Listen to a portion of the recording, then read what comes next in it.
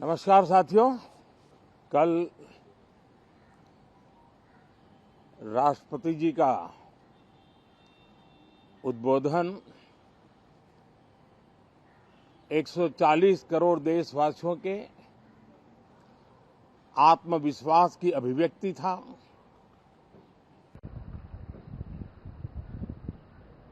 एक 140 करोड़ देशवासियों के पुरुषार्थ का लेखा जोखा था और 140 करोड़ देशवासी और उसमें भी ज्यादातर युवा उनके एस्पिरेशंस को रेखांकित करने का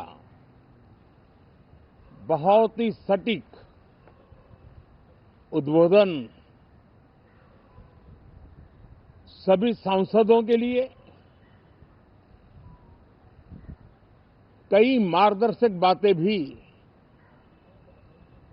कल आदरणीय राष्ट्रपति जी ने सदन में सबके सामने रखी है।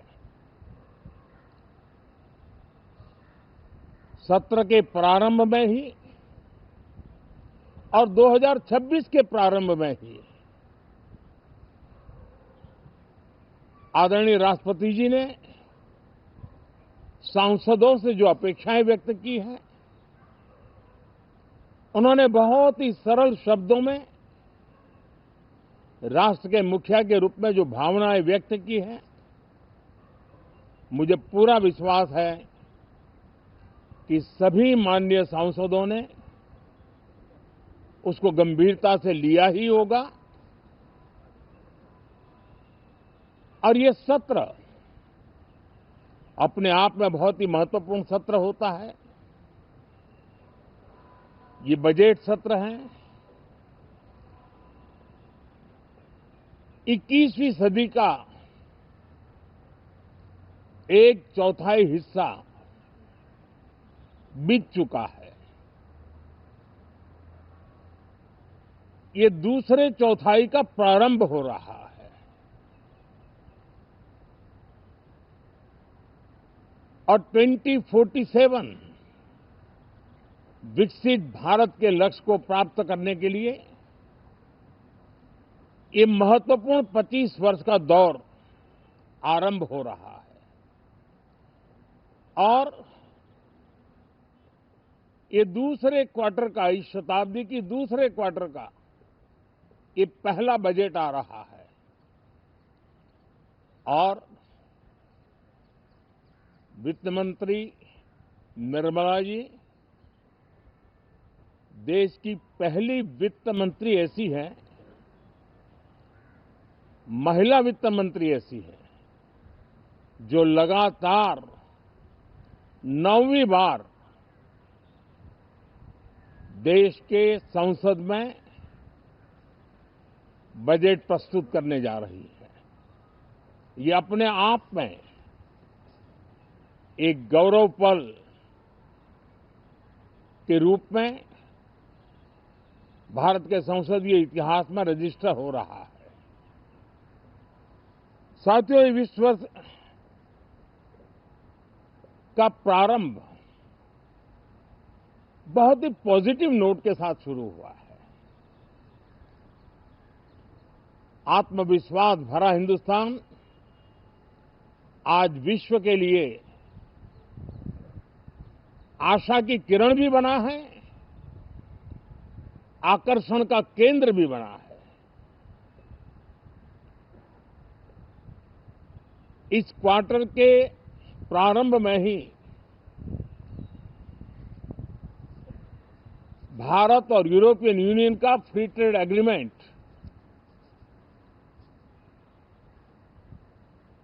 आने वाली दिशाएं कितनी उज्जवल है, भारत के युवाओं का भविष्य कितना उज्जवल है, उसकी एक झलक है। ये free trade for ambitious Bharat है। ये free trade for aspirational youth है। ये फ्री ट्रेड फॉर आत्मनिर्भर भारत है। और मुझे पक्का विश्वास है, खास करके जो भारत के मैन्युफैक्चरर्स हैं, वे इस अवसर को अपनी क्षमताएं बढ़ाने के लिए करेंगे। और मैं सभी प्रकार के उत्पादकों से यही कहूंगा कि जब भारत यूरोपियन यूनियन के बीच मदर ऑफ ऑल डील्स जिसको कहते हैं वैसा समझौता हुआ है, तब मेरे देश के उद्योगकार, मेरे देश के मैन्युफैक्चरर्स अब तो बहुत बड़ा बाजार खुल गया,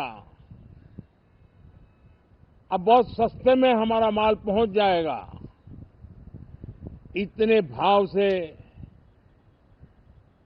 वो बैठे न रहे। ये एक अवसर है और इस अवसर का सबसे पहला मंत्र ये होता है कि हम क्वालिटी पर बल दें।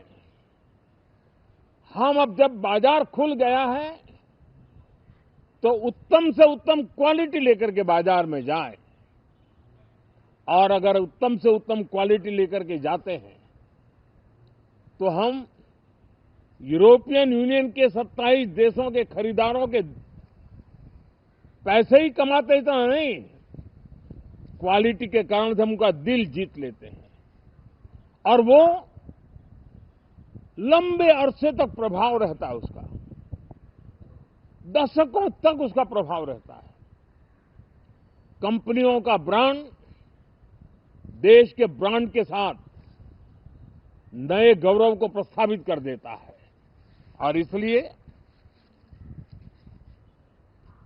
27 देशों के साथ हुआ ये समझौता हमारे देश के मछुआरे, हमारे देश के किसान, हमारे देश के युवान, सर्विस सेक्टर में जो लोग विश्व में अलग अलग जगह पे जाने के उत्सुक हैं, उनके लिए बहुत बड़े अवसर लेकर के आ रहा है। और मुझे पक्का विश्वास है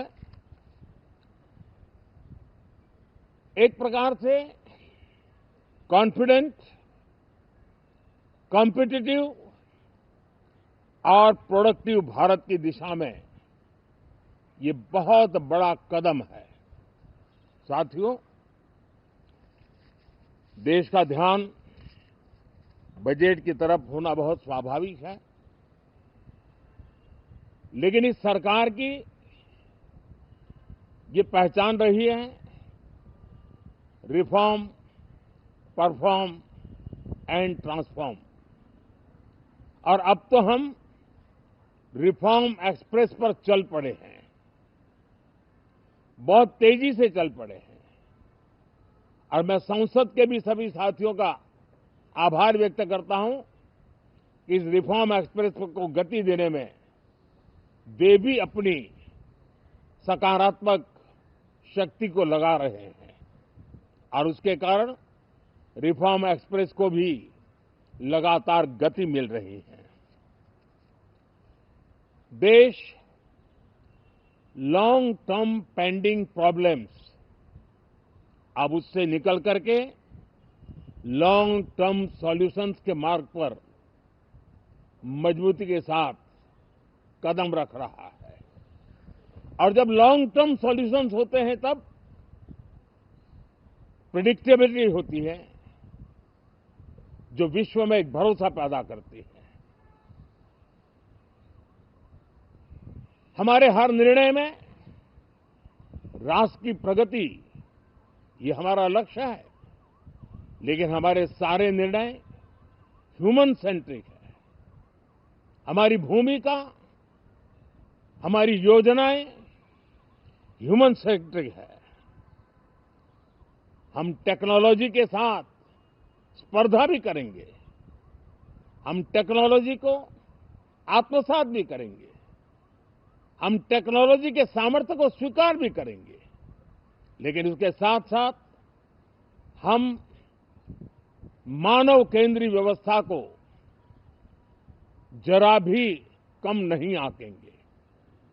हम संवेदनशीलता की महत्ता को समझते हुए टेक्नोलॉजी की जुगलबंदी के साथ आगे बढ़ने के व्यू के साथ आगे सोचेंगे।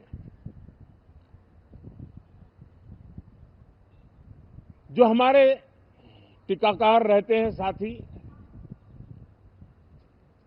हमारे प्रति पसंद नापसंद का रवैया रहता है और लोकतंत्र में बहुत स्वाभाविक है। लेकिन एक बात हर कोई कहता है कि सरकार ने लास्ट माइल डिलीवरी पर बल दिया है। योजना फाइलों तक नहीं, लाइव तक पहुंचाने का प्रयास रहता है और यही हमारी जो परंपरा है उसको हम आने वाले दिनों में रिफॉर्म एक्सप्रेस में नेक्स्ट जनरेशन रिफॉर्म के साथ आगे बढ़ाने हैं। भारत की डेमोक्रेसी और भारत की डेमोग्राफी आज दुनिया के लिए एक बहुत बड़ी उम्मीद है।